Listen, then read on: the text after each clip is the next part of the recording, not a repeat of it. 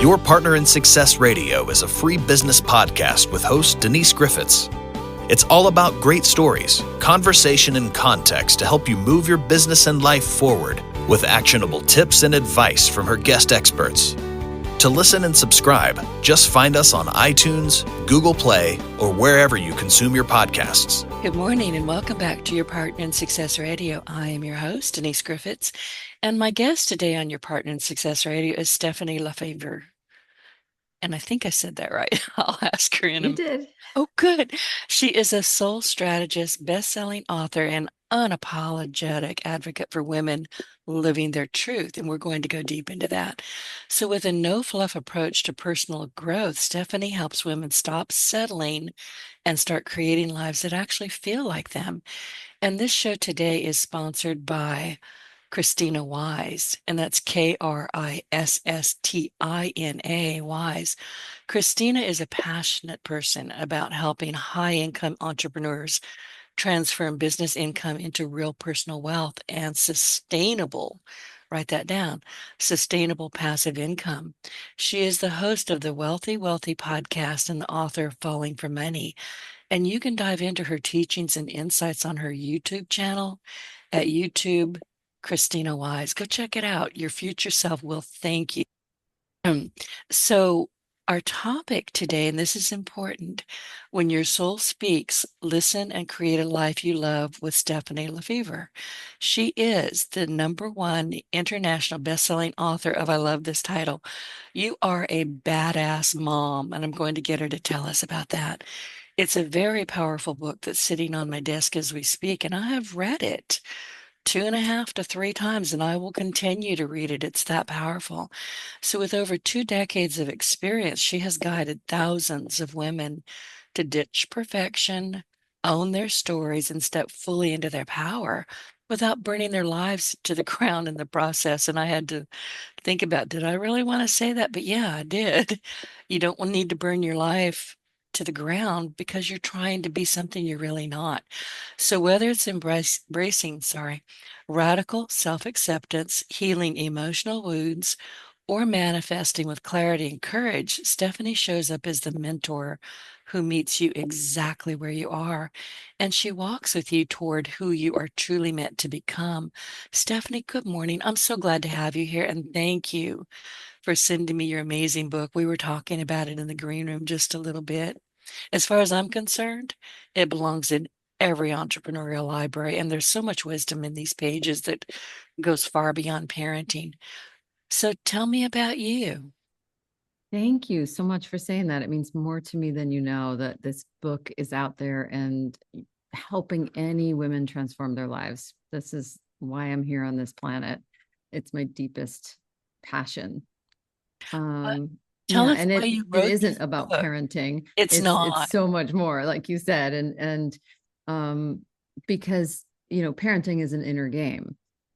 Living life is an inner game. Getting through this life in our truth, which is much alignment as who we want to be as possible, is all an inner game. So, You Are a Badass Mom I wrote it because it was the experience that I was having. And it was the latest challenge that I was going through. But it's to help people, live their best life. It's to help you, really show up as your best self in every area of life, not just in your parenting. And once I started reading it, because I thought, well, that's an interesting title. It is. It's a fascinating title. And then I started reading it, and I understood almost immediately this goes way beyond parenting, way beyond. And I guess my question to you before we really get started, in your own life and journey, what guiding principle shapes the way you choose to show up for others? Because this is powerful. Oh, that's such a beautiful question. My childhood wasn't a beautiful, easy peasy, rainbows and butterflies childhood. And when you're going through a childhood, my dad was an alcoholic. He left our family for another woman when I was about 8. And he was a violent alcoholic at that. My sister died in a car accident when I was 11. She was 18. And when you're going through that type of childhood, that's normal. That's your normal. I thought everyone experienced this in childhood, So I grew up as a teenager just grieving and trying to heal from these experiences, but not knowing how to, not having any role models in it. Back in the 70s and 80s, we didn't go to grief counseling. We didn't have therapists we went to. I'm sure there were people like that around back then, but we didn't have access to that. So I luckily found my way to like Oprah Winfrey on TV and, Wayne Dyer and books and, Deepak Chopra. And I found my way to personal growth. And at some point in college down at Eastern Illinois University, I knew that I had a choice to either continue my life of like self-destruction and devastation and just become my dad, like drink and throw my life away, or I would have to figure out on my own how to hike up this mountain of happiness, of purpose, of like joy, because I wasn't finding any of it. So it was a big choice back then. And I really made the choice to attack my happiness like a full-time job. And I wish I could say that it was an easy road from there, but it never is. It never is. It's a work in progress. We all have a mountain ahead of us of things that we want to be and do and have. And life is going to continue to throw us challenges. So back then in college, I may have found a little bit of joy through these books and some happiness and some tools and a little bit of relief, but things kept coming. I had no money. I was always scraping to get by. I was just, waitressing and acting and, constantly, one step forward, two steps back. I was dating at the time someone who was exactly like my dad, an alcoholic and drug addict. And, the mountain seemed steep and long, but I kept climbing. I think that I knew when I was young that doing the inner work was the key, that I had to do this inner work and break the chain of the lineage of the cycle that I had seen. My dad's dad was a raging alcoholic. My dad was a raging alcoholic. I couldn't become a raging alcoholic or marry a raging alcoholic, or I'm just continuing the cycle. We talked for a minute in the green room about, that these things get handed down and people don't know better. And so they don't do better. And I don't think I was very conscious of it back then, but something deep inside me knew that this is how to break the chain. This is how to break the cycle. And I've been married to my husband. I've been with my husband for 29 years. We've been married for 19 years, and he's been sober for 22. So we have broken the cycle. My kids will not say my mom or dad was a raging alcoholic. They won't say it. And thank God they are being raised by parents who gave them tools of emotional stability, tools of radical acceptance, tools of how to hike up the mountain of their own happiness. Thank God. Whether they choose to learn from those tools and use them or not, they can't say they didn't see by an example of people who were working really hard to do the inner work and face life's challenges as best as they could to try and live their best lives and serve the people around them in the highest way possible. And serve themselves. Right. Yeah. And, you're talking a lot about doing the work. Listen, as a kid, even as a young adult, I didn't consider that I had to work on myself. I was just me and I was going to do what I wanted to do until it didn't work. And it never really worked. But then I started recognizing that who I was and what I was doing, what I was putting out in the world kind of sucked. Mm, You know, I was a brat. I was mm, arrogant. I was always the smartest person in the room. And I can say that quite honestly now because I mhm, live alone. I'm the only one in mhm. here to argue with. But, but I was just so arrogant and nothing backing it up. And I finally figured that out. And I went, oh, I need to work on myself. Well, it never occurred to me to work on myself. I thought I was just fine the way I was. That's I such a had no beautiful tools. awareness, right? Yeah. Right. But I didn't that have any awareness tools. leads to everything. It does. Yeah, awareness is the master discipline. Like until I became aware in my college career that like I have two roads here, self-destruction and devastation or living a more purpose-filled life, I couldn't have made that choice. I would have lived, you know, unconsciously, just like you were, just like we all do, just by default. We're operating by default. We're operating by our past, our history. We're just getting up every day and repeating the same thing until that seed of awareness is planted. And we start to go, hang on a second, this isn't working. I don't like what's happening. This isn't fulfilling. It's not the truest soul purpose that I can be living. Like, it doesn't have to be so deep and profound. It's just like, hey, this isn't working anymore. I have to do something different. Right. And you talk about happiness. And honestly, I was writing down while you were talking about that. And I've written down, while I've read your book 2.5, 3 times, I'll keep reading it. It's going to be very close to my desk. But it never occurred to me that happiness was something that I had to work at or even honestly recognize. Yeah, It was just, I I had was those little happy moments and that was good. Yeah, and I think that that is a cultural problem that we think like happiness is just normal and it's our default, and it's not. No, We're wired the opposite. We're wired to protect ourselves. We're wired to go negative. The more that I researched it, I was shocked but not surprised how wired we are for unhappiness, how wired we are to go to the negative, to be fearful, to protect ourselves. And so we have to work on our happiness and change the hardwiring. We have to use all the tools that we can to become happy and stay happy and maintain happiness and raise up our energy levels of happiness, because it is not natural and it's not easy. Now, they say that some people have like a higher or lower happiness set point. I would say that even amongst like the hard times in my childhood, that I had a high happy set point, which is weird to say because life was so hard and depressing for so long. But I look back and I see notes that I wrote to my brother, or he showed me a card recently that I'd written to him. And I was like, listen, like life is short and you got to be positive and do what you love and like get out there and live your best life. And I was like, wow, I was like 18 writing that to him on his 16th birthday. Like, that's surprising.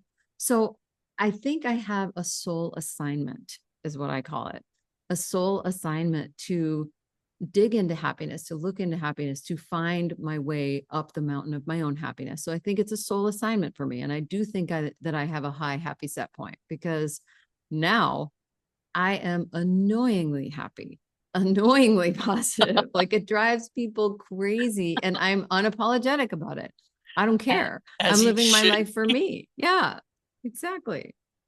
Well, let's talk about soul assignments. You mentioned them again very briefly in the virtual green room. Sometimes I think we ought to just keep that as part of the recording, but I don't like to, Yeah. because we start chatting about all kinds of things and get off track. Yes. But what are soul assignments? What are they and why do they matter? And how can we tell when we're truly aligned or just going through the motions? Listen, I went through the motions for so much of my life. Am I Mhm. upset about it? No, but I can look back and go, don't do that again. Right, right. Because we don't have to be upset about it because it all led to where we are right now. Yeah, it's all done. So, yeah, exactly. So for me, soul assignments is, I believe that we choose to come into this life that we're souls having a human experience, and that we have certain things that we want to experience. Like I want to experience forgiveness. I want to experience independence. I want to experience, the light in the dark. And so when I want to experience forgiveness, I have to have some hurt. When I want to experience independence, I have to have, some lack of that.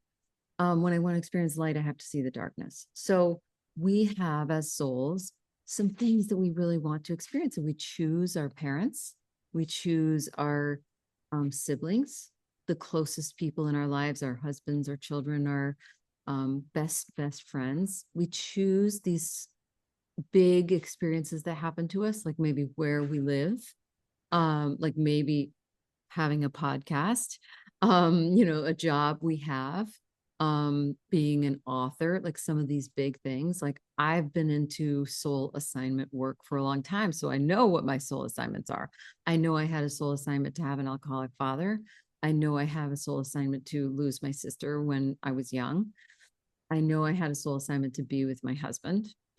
I know I had a soul assignment to have these 2 kids, and I know I have a soul assignment to be an author and speaker and teacher.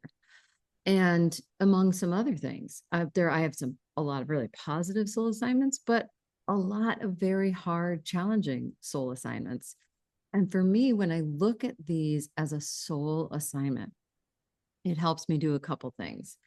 It helps me to, when I identify something as a soul assignment, like having an alcoholic father, and I can radically accept it as a soul assignment. Oh, this didn't happen to me. It happened for me. This happened for me to advance my soul. Well, now when I radically accept it, I can step into the power in it instead of being a victim of it. For me, it completely Right. shifts things. And it And also gives you the opportunity to say, okay, lesson learned. I will not be following in their footsteps. Yeah. And when I accepted that about my dad, when he was still alive, I saw him after that, and none of us saw him very often. He was a very reclusive guy. He like left, and completely had no contact with our family by his choosing. And I ran into him one time. I saw him on the street, and all I had was gratitude for him. Just so grateful that he gave me the gift of this life, and that he gifted me the forgiveness, the independence, the breaking the chain. Thank you for that, is all I could think about. Because when we radically accept our soul assignments, we can harness their power. And in that moment, I wasn't a victim of this alcoholic man who, didn't know better and chose to destroy my life. I didn't hand over my life to him. Instead, in that moment, I took my life back. I took my power back. And from that empowerment, I can now help other people. I can now, from a clean slate, choose how I want to live my future. Because when I'm stuck in victim mode of, well, poor me, I didn't ever have a male role model, and my dad was a raging violent alcoholic and he took my life away, I will never create anything wonderful. I'll just keep creating more of that, more pain, more destruction, more devastation. Right. But Steffani, you just said something important. I'm sorry to interrupt because I had to write this down.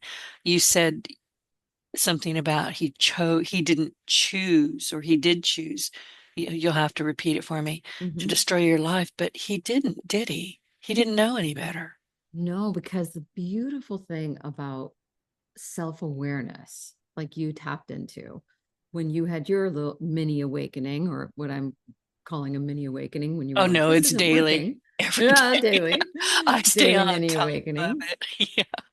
The thing is, when we have these awakenings, he didn't choose it. What if I chose it? What if I chose him exactly as he was? And he said, now this is a really radical thought, and I know this is different than most people think.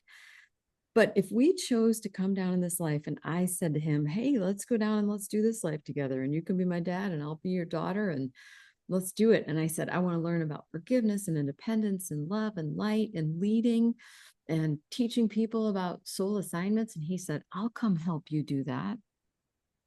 I'll come help you do that. He chose to live that life so that he could help advance my soul. what if that? Now I look at his soul experience very differently from a lens of so much gratitude. I bet you do. Yeah, that he chose to live a life of more darkness. Because when we are, shut off to life and we're hurting other people and we're, making self-destructive choices, we're suffering. He chose a life of suffering, not of destruction, because I get to choose whether he destroyed my life or not. See, I get to choose the meaning of that. We could have the exact same experience where he was a violent alcoholic, he left our family, and I could hand my life over to him and say, I'll never be in a relationship, I'll never know how to love somebody, I'll never find self-love because my dad never loved me. I get to choose. Or I can say he was a raging alcoholic, he left our family, and I'm going to choose to break the chain. I'm going to break this cycle. I'm going to find forgiveness despite his never apologizing. I'm going to find independence. I'm going to find joy and happiness, and I'm going to rise above this and take other people with me up this mountain. It's a Right. very different, but I get to choose victimhood or self-empowerment. Exactly. And when you separate yourself from people who are living toxic lives and impacting you, and they're living, and I'm going to say it, very small lives, Yep. you don't have to stay with that. You just don't. I didn't. No, exactly. And even when they're in our family, some Oh, people say, especially well, when they're they're your especially family. when, right? People say, oh, that's your dad, that's your mom. You got to love them. No, I don't. I mean, I No, love my yeah. mom. My father Hmm. didn't know him very well and didn't like him none. But I Yeah. did have Thank to you for the forgive lesson him. learned and Right. goodbye. Yeah. Exactly. Hmm. That's exactly right. We're not stuck with the people who really Hmm. can and have damaged us. We Hmm. don't need to stay in that circle of damage, is what you're saying. Yeah. We get to choose how we want our lives to be, and then we get to make them that way. I say this to my teenage kids. You get to choose how you want your life to be, and you get to make it that way. You get to choose how you want your health to be and make it that way.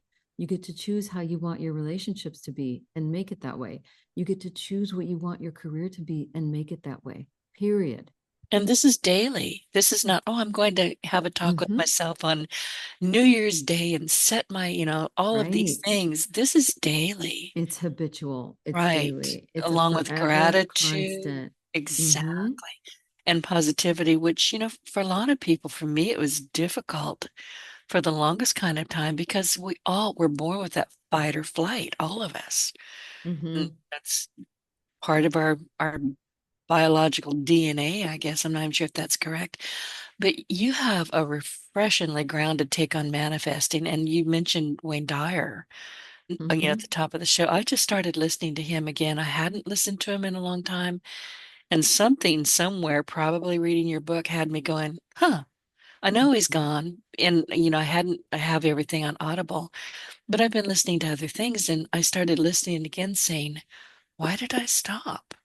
Why did I Mm-hmm. break up with Wayne Dyer? What the heck? So Yeah, interesting, right? I know Because staying plugged in to gratitude, staying plugged in to positivity, staying plugged into the power that we have to manifest our lives is essential. When it we stay is. plugged in, then we're rewiring that hard drive. And it's every day. I mean, it can Mm-hmm. be, listen, Mm-hmm. we all have this. We'll catch ourselves saying something really negative, and I'll tell you, Stephanie, because we all have our internal voice. And sometimes you Mm-hmm. just have to say, hey, if anybody in a Walmart parking lot spoke to me the way you just did, you being me, I'd be in jail. I'd need Yeah. bail money. So Mm. stop it. Yeah, exactly. We do. Our the soundtracks that we have running, the we create from our five power tools. So we create from our thoughts, our words, our feelings, our beliefs, and our stories. And so our thoughts are so powerful. We create from these thoughts and we have these running soundtracks, these running stories, these running thoughts going on all the time. And most of them are negative. I call them ants, automatic negative thoughts. these ants run around all the time. It's when we are conscious of it, when we're aware, again, awareness is the master discipline, we'll see how negative we are. But once we're aware, once we're the observer, we can change it. We can go, oh, my dominant thought is running negative. Let me change it to positive. And we can think about what we're grateful for. We can think about what we do want. We can, put on a Wayne Dyer audiobook and get plugged into positivity and belief and inspiration. That's our power, to change our thoughts, to change and use those 5 power tools instead of having them run by default and create what we don't want. We can use those 5 power tools and run proactively a day, a week, a month, and a life that we love. It's in those Exactly. power tools, and it's all in our control. Right, right. And I love that. When I catch myself, things will run in a cycle. I don't know why they just do. Kind of like you're stuck on Mm-hmm. a loop in Houston. You can't get out of Houston Mm-hmm. ever. But Yep. I'll catch myself with the same stupid thing running in the back of my head. Doesn't matter what I'm doing. Yeah. I could be Yeah. running code, I could be brushing the cat, I could be doing anything. Yep. I will physically assault myself Mm-hmm. sometimes. Yeah. And you know what a piche is? Remember, Yes. uncle would come up behind you and flick the back of your ear. That's a piche. I will piche Oh, my funny. ear and Mm-hmm. say, stop it. And that little, ow, that hurt. And it Mm-hmm. stops it. So sometimes you That's just have great. to physically assault yourself. That's a beautiful pattern interrupt, right? So it's a Yes. pattern interrupt. Interrupt the pattern with something else. Like I teach my clients to create a cancel process. That is a perfect cancel process. What do you call it? A pishnoop? Piche. Pishne. A Yeah, piche. It's a pishne French cancels thing. and pattern interrupts. You can use things like erase, erase, replace, stop, cancel, clear, or shut up and get out of here. But you're canceling that thought and changing it. So your pishne Right. does that. That's a powerful practice. It really Beautiful does. practice. And I don't have to do it often because I know it's going to hurt. So I Yeah. can Yeah. often say, all Good. right, Denise, you're about to hurt your ear. You Something want to you want to stop now? avoid. Yes. And then I always manage to make myself laugh, and then once I've done Good. that, it's Yep. cleared it. It's cleared It whatever shakes is it really, off. it does. Mm-hmm. So, yeah, there's so many ways. And you talk about cancel, in the book, and, Mm-hmm. I was remembering that. So, but what I wanted to tell you, Stephanie, is I love your message about radical acceptance. And Mm-hmm. here's my question. At what point do we stop trying to fix ourselves and just start fully living? Because there's a difference between those two paths, isn't there?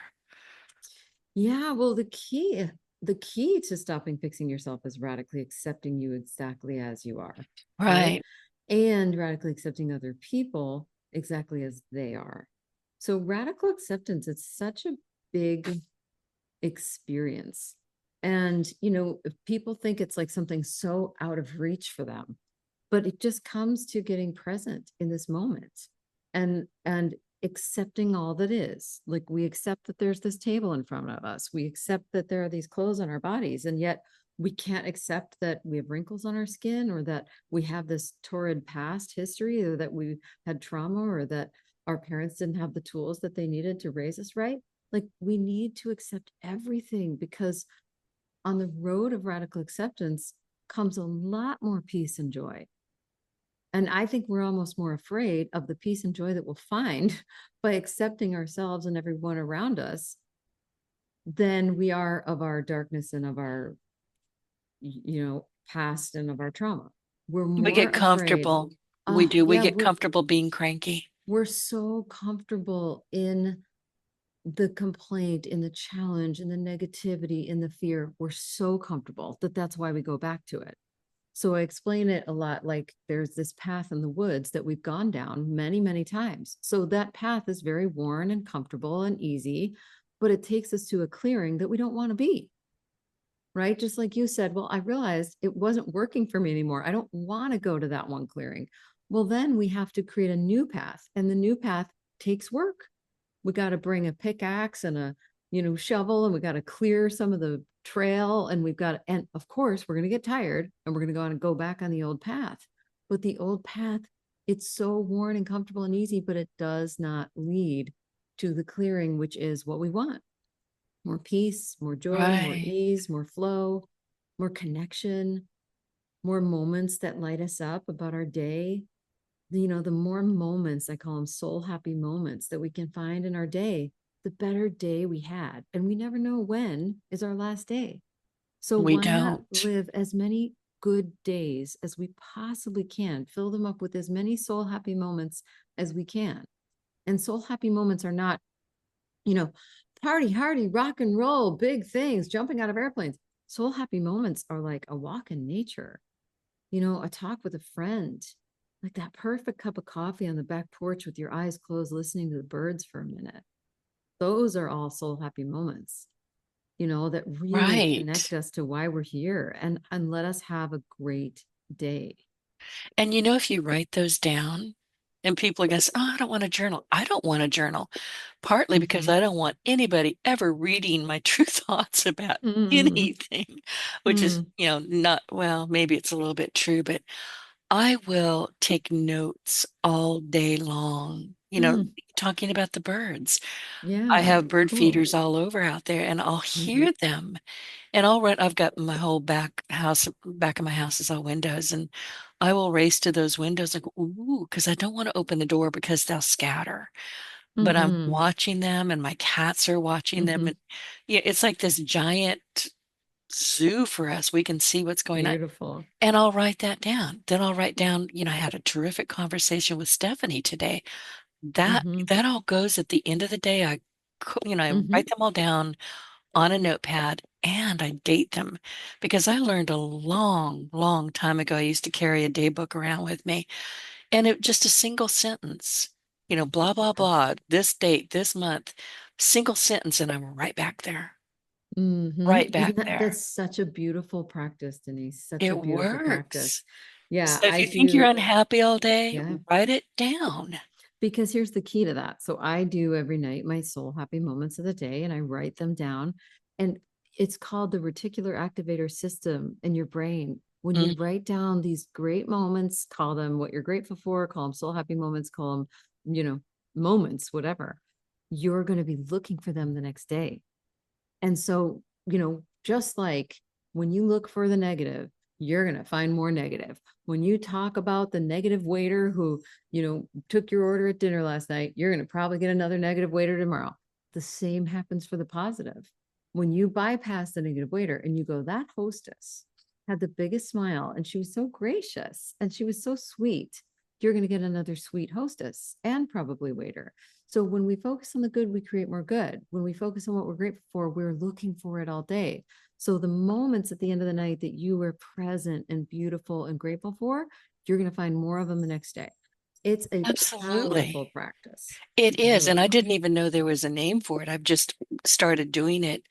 Oh, Mm-hmm. many years ago. I had a podcast guest many years ago, and I wasn't real great with gratitude. Remember, I said I was Mm-hmm. kind of a brat and arrogant? Mm-hmm. I Mm-hmm. wasn't joking. I was not Mm-hmm. people liked me. Now I Mm-hmm. wonder why, but they just, I wasn't the Well, best you're fitting person. in with the norm when you're doing that. Yeah. Yes. So, Mm-hmm. and I've interviewed this man, and the entire talk was about massive gratitude, Mm-hmm. deliberate So gratitude. powerful. Well, Mm-hmm. he had been diagnosed with a cancer that was going to kill him. He was told to Mm. go home and, get his Wow. affairs in order. He was 5 years after that when he came on my show. He did Wow. what he needed to do. I don't think he did the radiation because who wants Wow. to burn Mm-hmm. themselves? But Mm-hmm. he did what he had to do, what he felt was the right medical procedures, and then he just embarked on what he said, massive gratitude. Yeah. That stuck with me to this day. So I started Yeah. really paying attention to what am I grateful for? Yeah. And going back to what you just said, if you hear yourself, oh, I have a headache. Well, guess what? You just gave yourself a headache. Yep. Knock it Mm-hmm. off. Yeah, completely. And I've been teaching manifesting for 30 years. Out of college, when I first got into the law of attraction manifesting, I started teaching it so I would learn it better. Like teach what you know and you'll get better at knowing it, right? And all of the steps that I teach to manifesting, I teach these 4 steps that I can walk you to, but to bypass all of that, massive gratitude. That's it. Massive gratitude is the secret to manifesting, to allowing in all of your dreams and desires. If we could just sit in exactly what you just said, massive gratitude, we would align with all of our dreams.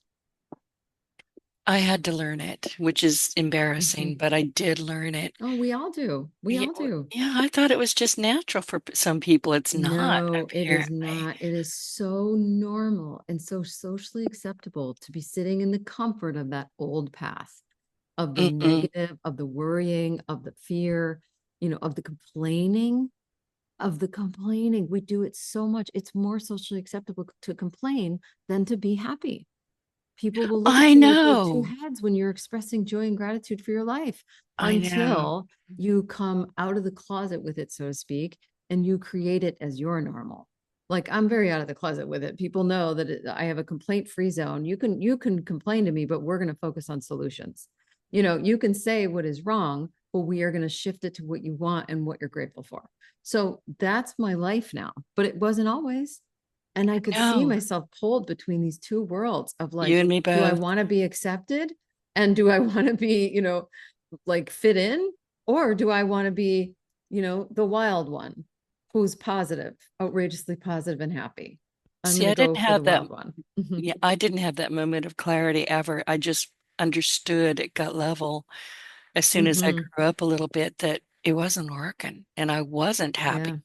And I was never Hmm. going to be happy because I didn't know how to be happy, which is Yeah. terrible. But I had a business coach many years ago, and I was probably just complaining like an idiot. We all do. We think, oh, she's listening to me. She's not saying much, so I can just keep on going. And everything went silent. I ran out of breath, I think. And I said, are you still there? And she said, Denise. I said, yeah, because I knew something was coming. And she very quietly asked me, what are you tolerating? Oh, yeah. And Oh, it's I'm such a big telling you, one. oh yeah, and you're Hmm. talking about Wayne Dyer. I was getting ready to go on a road trip from where I live in Southwest Louisiana to Atlanta, Georgia with my best friend. Her sister lived there at the time. That's a 10-hour drive. So I had never heard of Wayne Dyer. Mm-hmm. And she put him in, and we listened on and off for about the 10 hours. And I was telling her what my coach said about what are you tolerating? And we both just went silent because we had to think about that. Hmm. So that was a very interesting car ride. Taught me a lot. Hmm. Yeah, I think that most people are we build up our tolerance and we start tolerating things from ourselves and from others that don't serve us. Right. And so, speaking of radical acceptance, there is this fine line between being overly tolerant and radically accepting. So, I am married to this strong willed alpha male man who's the complete opposite of me, who's my soulmate. And we have a soul assignment. And we've been, like I said, together for 29 years.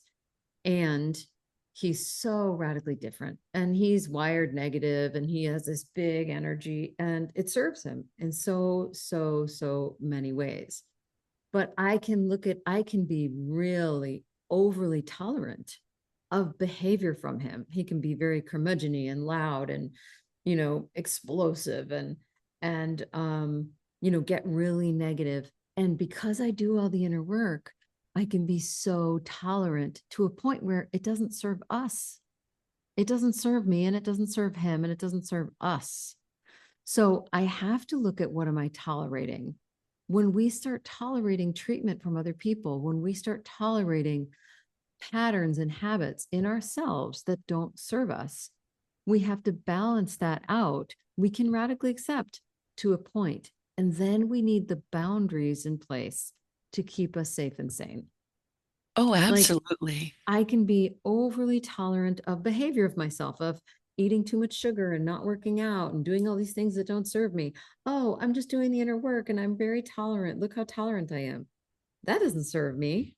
I need some boundaries. I need some habits. I need some patterns that serve my highest self. Right. So it's such a beautiful question to look into. What are you tolerating?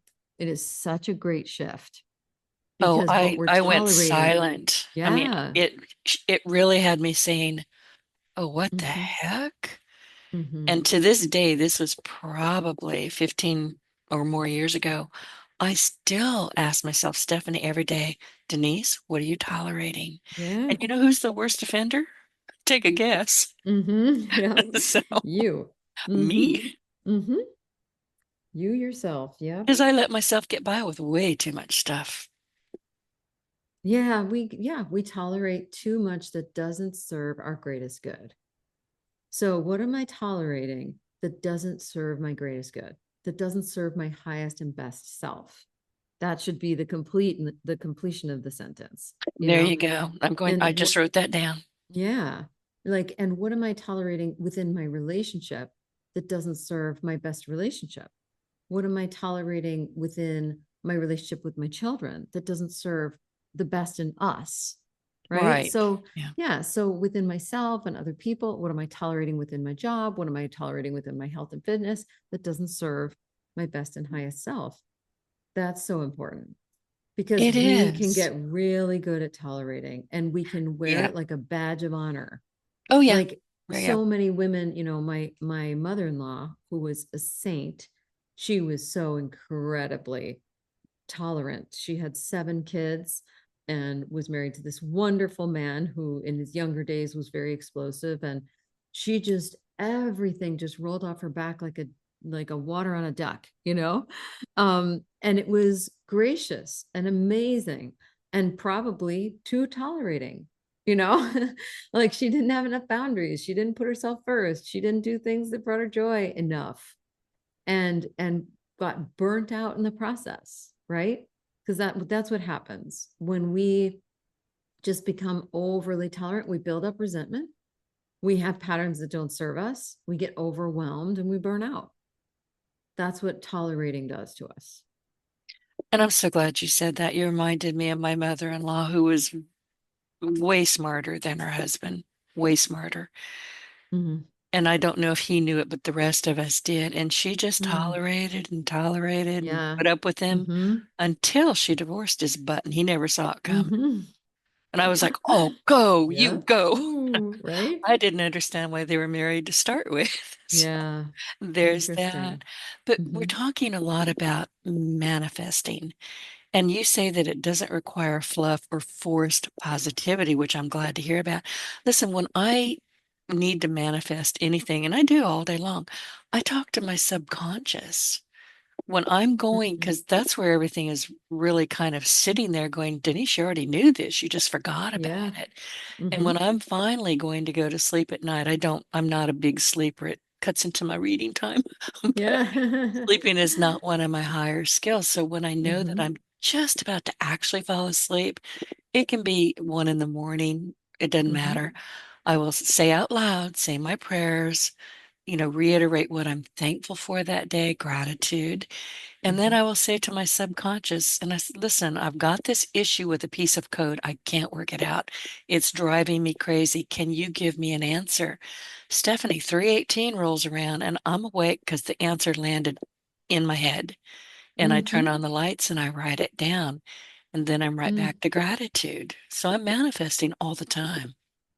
Well, you are tapping into a really key piece of manifesting, which I teach manifesting differently than most. So most people teach ask, believe, receive. That's what Abraham Hicks and, law of attraction gurus since the dawn of Right. time call it: ask, believe, receive.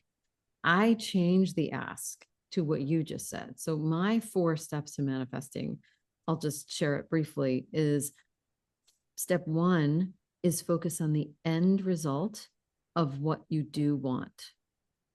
Focus on the end result and the feeling of that end result. If you want to be healthy and well, you focus on that feeling. If you want to be in a loving relationship, you focus on that feeling. If you want wealth and abundance, you focus on that feeling. The big, highly desired end result, I call it. Step 2 is ask how to get there. So in ask, believe, receive, the ask is ask for the thing. In my ask, it's ask for the guidance. So you're asking for the guidance of an end result, the solution to the coding. Asking for the guidance is key to manifesting. And step 3 is take inspired action on that guidance. You wake up and you write it down, and the next day you probably do it, right? So many people, we get so much guidance and we just push it off. I just got guidance to reach out to this book publisher. I have a book that I'm releasing next year called Soul Assignments. And I have 2 publishers who've given me contracts. And there's a book agent, not a publisher, an agent that I got guidance on yesterday to reach out to. I reached out. She's interested in taking my call. And so how that guidance came, if you look at everything as guidance and you go back to step 3 and you take inspired action, take action on the guidance that comes. And then step 4, this is one that no one talks about. You've got to be happy in the now. Be grateful.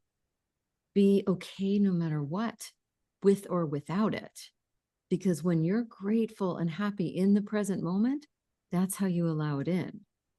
You can't be frustrated and in lack and get your dreams. You have to be so grateful, looking for the moments in your day that brought you joy, sitting in gratitude, massive gratitude, and that's how it comes in. It does. And another way that I get these downloads is what I call them in the shower. Yes, me Seriously, in too. the shower. And fortunately, I've got very high ceilings in my bathroom, but I take my showers hot enough to steam broccoli. No joke. And once I'm relaxed in there, I'm not going to hear the phone ringing. Nobody's going to be tapping at the door. Nobody can because nobody lives here anyway. But it's just, for some reason, I just feel safe in there. And once I'm relaxed and my shoulders are no longer hunched over, because I may take 2 showers a day just to relax my shoulders. Yep. And great. once I start getting these downloads, and I don't know about you, but we talked about this. We have that, in inner voice, and I'll hear myself say, well, okay, I'm going to do this. Nope, that's ego. Discard it. But if I hear we're going to do this, I know that's coming from a higher power, maybe my subconscious, maybe spirits. I don't know. I don't argue with them. I take bathtub crayons in there with me and I'm writing those down. Oh, don't Nothing. you use Aqua Notes, Denise? No, I'm going to have to try that. But Aqua I Notes, you like my can order bathtub them. crayons. Well, that's a beautiful solution. But Aqua Notes, you order on Amazon, and it's a pad of paper and a pencil that writes in the shower. Oh, I've got to have that. It is I just wrote it amazing. down. I have written my books in the shower, my courses, my formulas. I exactly like you. It's something about the running water and being without the devices. And I Exactly. get so many downloads in the shower or by water or after my workout, but the shower has always been the thing. Yep. Yeah. I don't know what it's all about, but once I'm in there, I'm all happy because I'm like, okay, I Yes. can relax. And when you relax and you deliberately relax, something else takes over. It's not your brain go, oh, I've Yes. got to do this or add this to the grocery list or the silly things that, the things that are always going through our busy brains. But all of that just says, I'm going to take a break. You're on, Denise, go. And it works. Yes, totally. It's such a powerful practice. And It you're tapping is. into, you're a master manifester. You're tapping into these things of looking for soul happy moments, of asking right before bed, show me the way, of taking inspired action and guidance, and massive gratitude. You've got it all down. I don't know how it happened.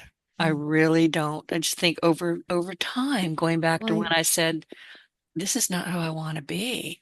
I started paying attention, Wayne Dyer, all the different people that Dr. Napoleon Hill. When I hear Yep. take action, I always think of him. Yes. And I read a lot. I will read the back of a cereal box if that's in front of me. I don't Yeah. eat cereal, but I read.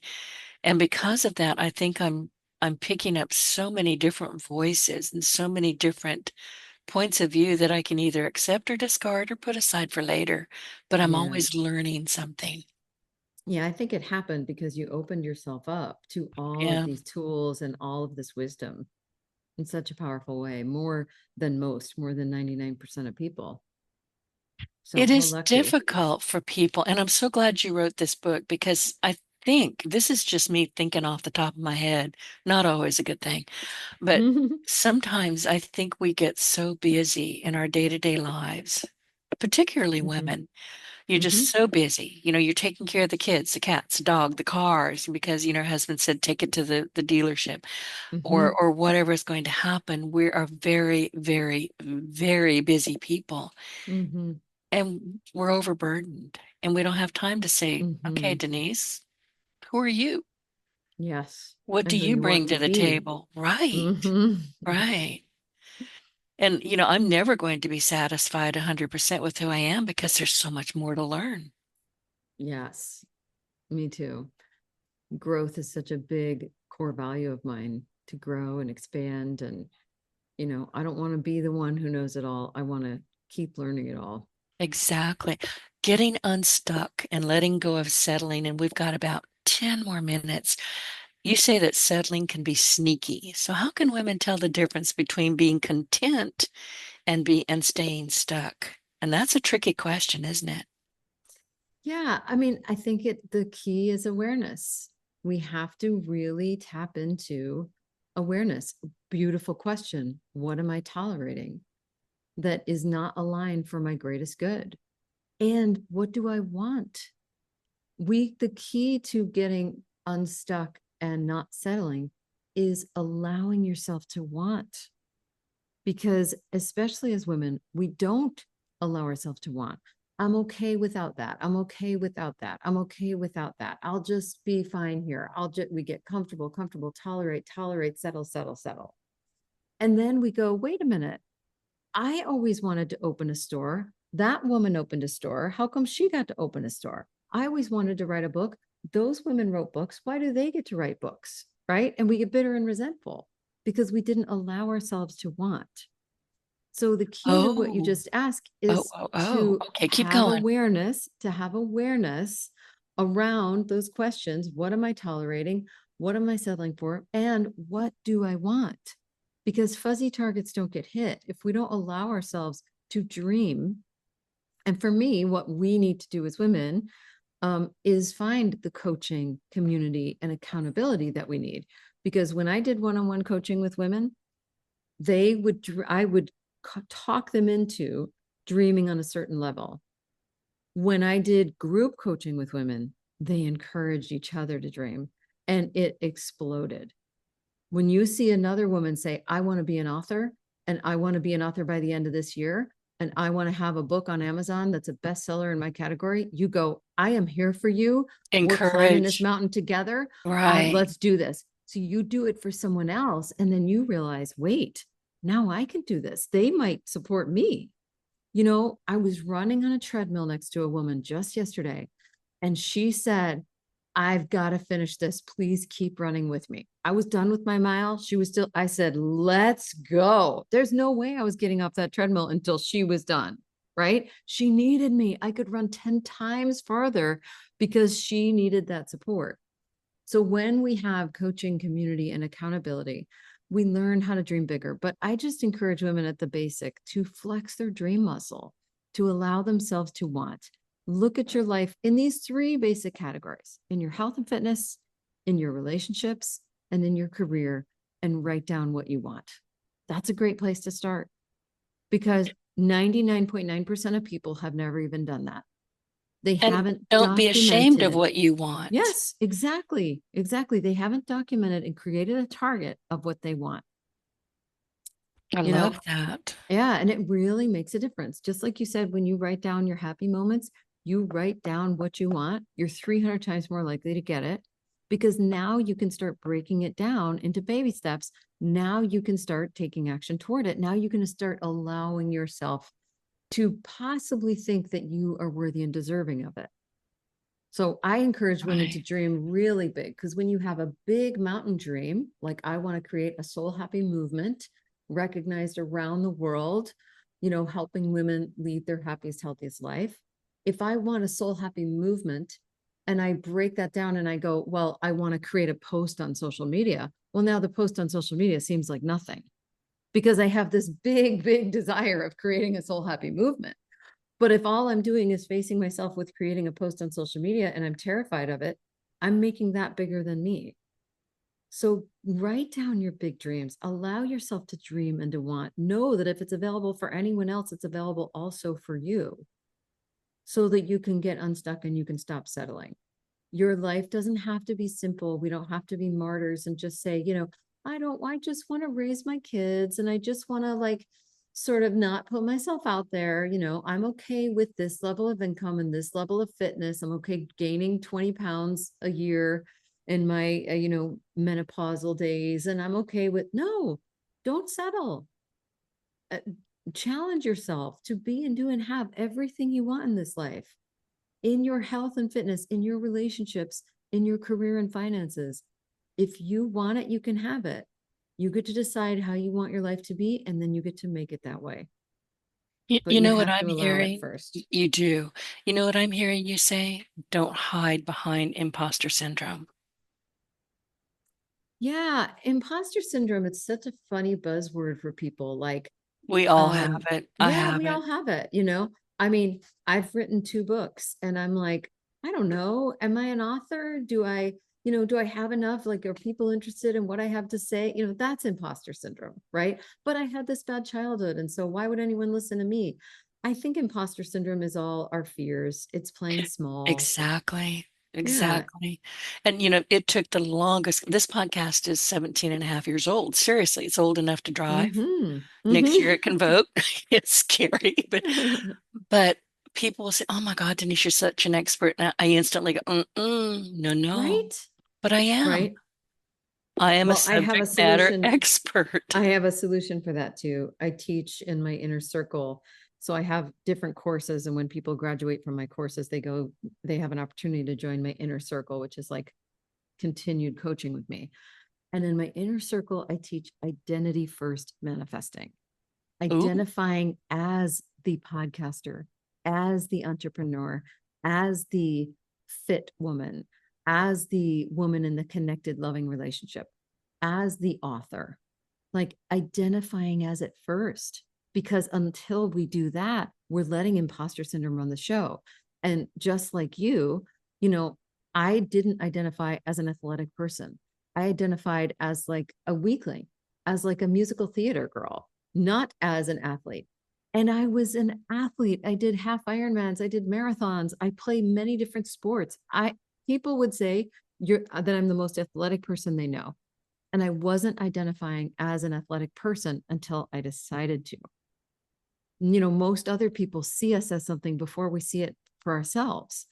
Just like you said with your podcasting, we have to identify as the expert, as the podcaster, as the author, as the athlete. And when we identify as it first, we then become it and experience it, and we can own it without imposter syndrome. absolutely. Steffani, we're out of time and I'm heartbroken. Mm-hmm. It has been such a pleasure having you on the podcast today. And thank you for sharing your really genuinely powerful insights and the kind of real world wisdom our listeners can honestly use on a daily basis. But before we have to wrap up, is there anything else you'd like to leave our audience with? Any final thoughts or words of encouragement? And for those who want to connect with you or learn more about your work, where's the best place for them to find you and follow along? Oh, great. You're so good at this, Denise. You are such an expert. Thank you so, so much for having me on here. Um, Anyone can find me on social media. I'm on Instagram a lot on Coach with Steph, and that's Steph with 2 F's. And my website is coachwithsteph.com. And I will leave people with this that I've said multiple times. You get to choose how you want your life to be, and you get to make it that way.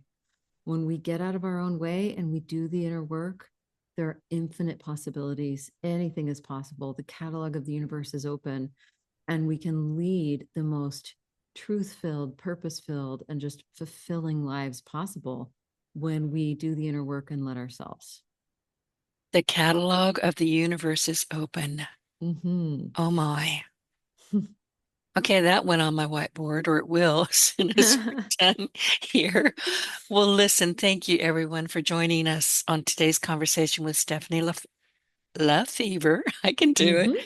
She offers a grounded, honest approach to personal transformation, starting with understanding what your soul assignment is and recognizing the signs that when you're out of alignment, you can get back in alignment. Her insights on manifesting cut through the fluff and offer practical tools that actually work. And her message of radical, we've said this a lot, radical self-acceptance is a powerful reminder that we don't need to keep fixing ourselves. We do need to start fully living, though. And her perspective on the subtle ways that women settle for less, I've done it, we've all done it, is both enlightening and empowering. So if you are ready to reclaim your voice, and I know you are, and step fully into your power without burning your life to the ground, this conversation is one to revisit and share and connect with Steffani. Get her book, You Are a Badass Mom. I love that title. And start creating a life that you love on your terms. I am Denise Griffitts, and I will see you each Monday, Wednesday, and Friday. And Steffani, you've got to come back. I would love to. Okay, Love good. to. Thank you so much. This conversation is too big for just one podcast. And when your new book is ready, you have to come back for that too. I'll be back. All right. Thank you. Thanks again. Get your voice heard. If you would like to launch your own far-reaching podcast, contact Denise Griffitts at yourofficeontheweb.com and go to the podcast tab.